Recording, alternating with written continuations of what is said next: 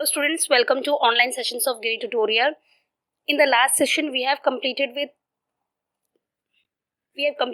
trade, and now in today's session, we are going to start auxiliary to trade. That is help to trade. All those activities that facilitate smooth flow of goods from manufacturer centers to the consumption centers are called aid to trade or auxiliary to trade. These activities play supporting role. These activities play supportive role. They help in removing hindrances, difficulty which arises during the production and distribution of goods and services. Following are various aids to trade. See, aids to auxiliary to trade means help to trade. ये trading activity को जो बहुत smooth करता है, जो भी hindrances है, problems है, ये उसे रिमूव करता है. जो भी problem production and distribution of goods and services में जो भी हिंड्रेंसेस, प्रॉब्लम्स, डिफिकल्टीज आती है, ये उन सबको क्या करता है, रिमूव करता है. Now let's see the following auxiliary to trades. So first one is transportation. The goods are produced at one place, but they are demanded over a wide area. So goods are to be sent to different places where they are demanded. Modes of transport facilitate movement of men and material from one place to another.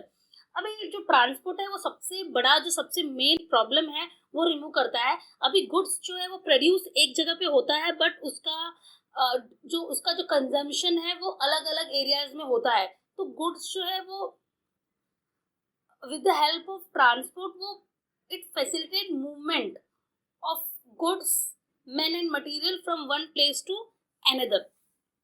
C transport जो है वो अभी आपका goods जो है वो produce एक जगह पे होता है, बट उसका डिमांड बहुत सारी जगह से होता है. तो ट्रांसपोर्ट जो है वो फैसिलिटेट करता है movement of people and material and goods from one place to another. Next is warehousing. There is a gap between production and consumption. Certain goods are produced throughout the year but consumed only in a particular part of the year, and vice versa.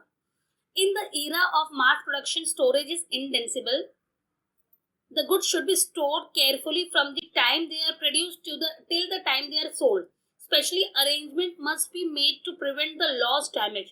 Warehouses are also called as godown.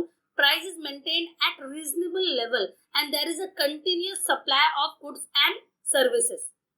तो जो है वो time utility create करता है. See, there is always a gap between production and consumption. कुछ goods ऐसे होते हैं जो प्रोड्यूस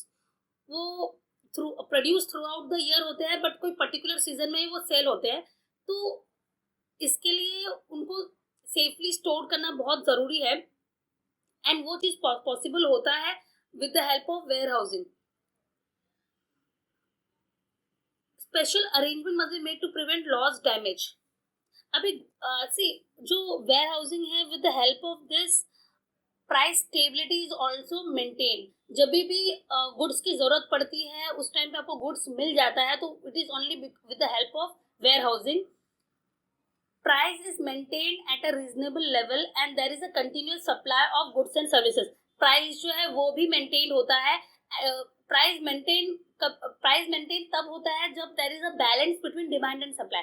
तो वेयर हाउसिंग की वजह से whenever there is a demand, you can send the goods because it is stored in the warehouse. तो ये वेयर हाउसिंग जो है ये बहुत ज्यादा हेल्प करता है ट्रेड को. ट्रेड के लिए बहुत ज्यादा हेल्प है. वेयर हाउसिंग की वजह से जो टाइम गैप है वो रिमूव होता है, एंड जो सप्लाई एंड डिमांड में बैलेंस मेंटेन होता है, तो उससे प्राइस स्टेबिलिटी भी रहती है. Next is insurance. There are various risk involve in the business. The goods may be destroyed while in production process or in transit due to accident or in storage due to fire or theft. The businessman would like to cover these risks. Insurance company come to their rescue. They undertake to compensate the loss suffered due to such risk. The businessman has to insure his goods and pay premium regularly. Risks cannot be avoided completely, but they can be minimized by taking insurance policy से ये we have already discussed, ये हमारा already इसके ऊपर बहुत ज़्यादा discussion हो गया है। कोई भी बिजनेस रिस्क फ्री नहीं होता है, इंटेंसिटी जो है वो डिफर होती है। कोई बिजनेस में ज्यादा रिस्क होता है, कहीं पे कम रिस्क होता है, एंड जो रिस्क होता है you can minimise it but you can not completely avoid it. तो जो रिस्क जो मिनिमाइज करता है वो कौन है? वो इंश्योरेंस है। इंश्योरेंस कंपनी जो है वो लोग आपसे प्रीमियम चार्ज करती है। You have to pay them certain amount and in return they give you assurance कि if there is any kind of losses, if there is any kind of unfortunate event, they are going to compensate that. वो destroy हो सकता है like production के वक्त है, और in transit due to accident, और in storage due to fire theft.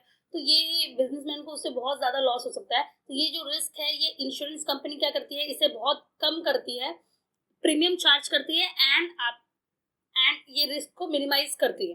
Banking जो है वो सबसे मेजर हिंड्रेंसेस जो है, सबसे मेजर जो डिफिकल्टी है उसको रिमूव करता है। जैसे मैंने हमेशा ये चीज़ बोली है कि आपका आइडिया कितना भी अच्छा हो, आपका बिजनेस प्लान कितना भी सक्सेसफुल हो, but without finance, without capital, it is not possible. बिना फाइनेंस के वो बिल्कुल भी पॉसिबल नहीं होगा। तो जो फाइनेंशियल डिफिकल्टीज है उसे कौन सॉल्व करता है? उसे बैंक सॉल्व करते हैं।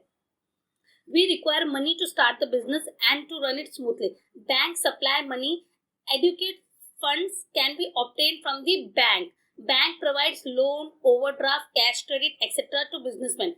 Bank also provide many services like check, draft, debit card, credit card, online transaction, etc. It helps the trader to carry their business activity smoothly. See, business start होने के बाद भी business में बहुत सारा कभी भी पैसे उसमें रिक्वायर्ड होते हैं। तो ये जो प्रॉब्लम है ये बैंक जो है वो सॉल्व करता है।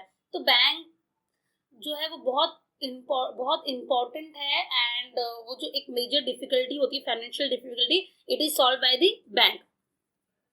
Now the next is advertising. Advertising is an effective aid in selling the goods. It is an effective tool. It is an effective help in selling the goods. The producer communicate all information about goods and services to create a strong desire in consumer to buy the product. It can be carried in different way. It can be indoor and outdoor. Communicating with people when they are in their home is called indoor advertisement. For example, newspaper, radio, TV, etc. Communicating with people when they are when they go out from their homes is called as outdoor advertising. For example, poster, hoarding and prominent places like news signboard, etc. से advertising जो है वो बहुत important है।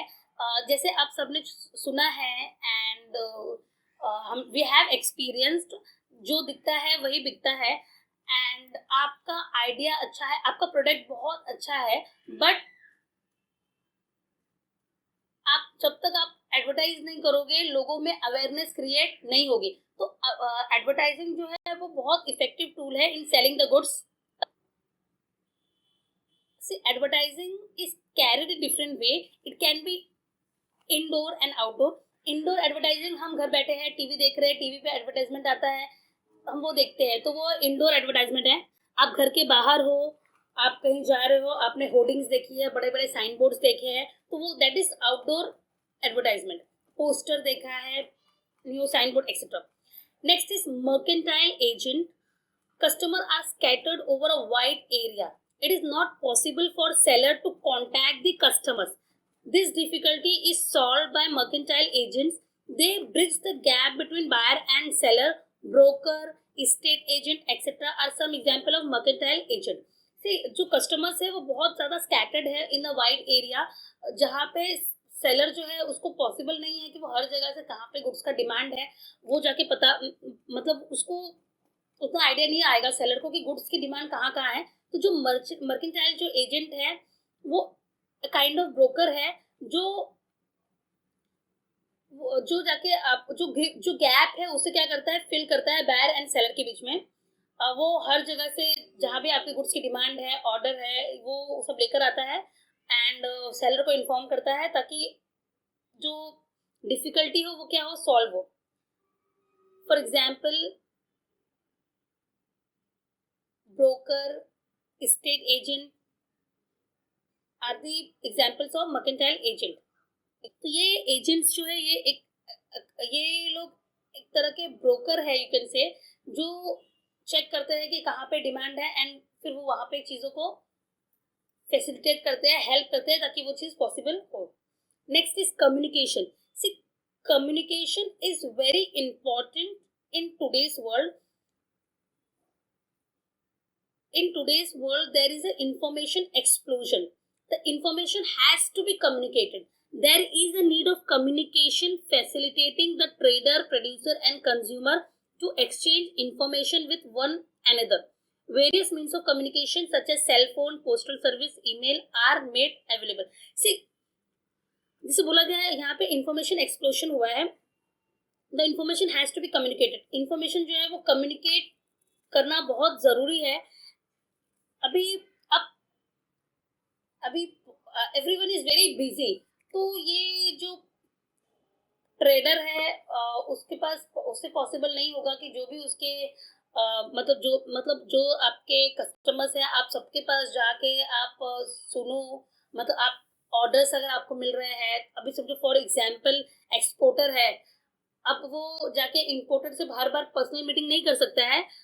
अगर मतलब उसको order receive करना है तो, या तो फिर उसे कोटेशन सेंड करना है, तो कम्युनिकेशन बहुत इंपॉर्टेंट रोल प्ले करता है सारे गैप को ब्रिज करने के लिए.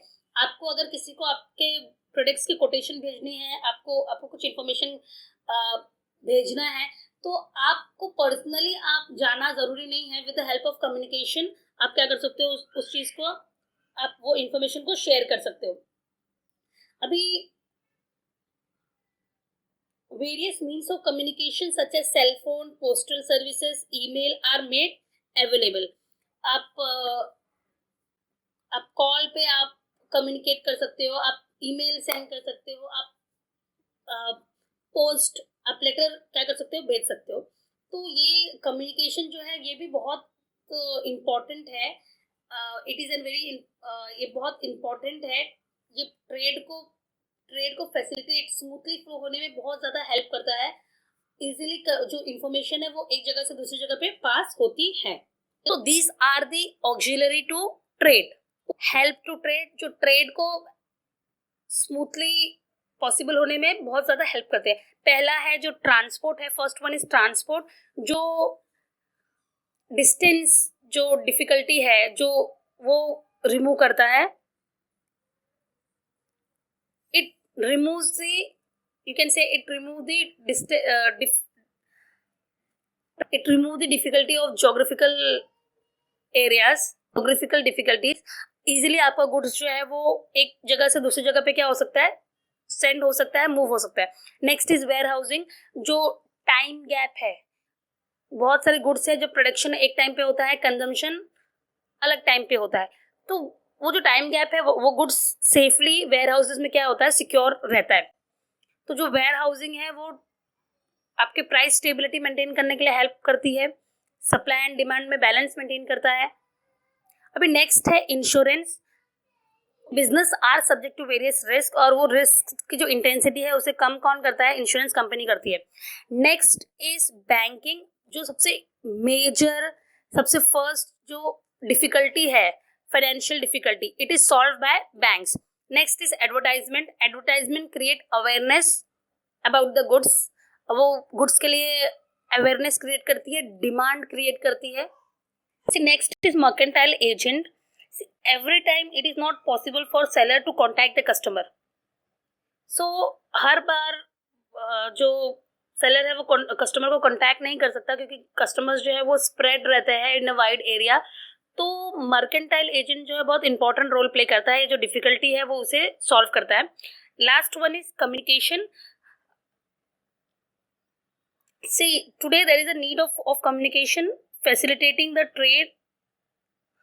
कम्युनिकेशन की आज बहुत ज़रूरत है, because it help the trade. आप कोई भी इंफॉर्मेशन है तो आप इजीली कम्युनिकेट कर सकते हो. There are different means of communication such as cell phone, postal service, email are made available. आप हर जगह पे आप खुद जाके कोई इन्फॉर्मेशन दो, ये ज़रूरी नहीं है. आप by using this means of communication आप अपना इन्फॉर्मेशन क्या कर सकते हो, सेंड कर सकते हो, एंड सामने वाले तक वो पहुंच सकता है. With this, I would like to end this session.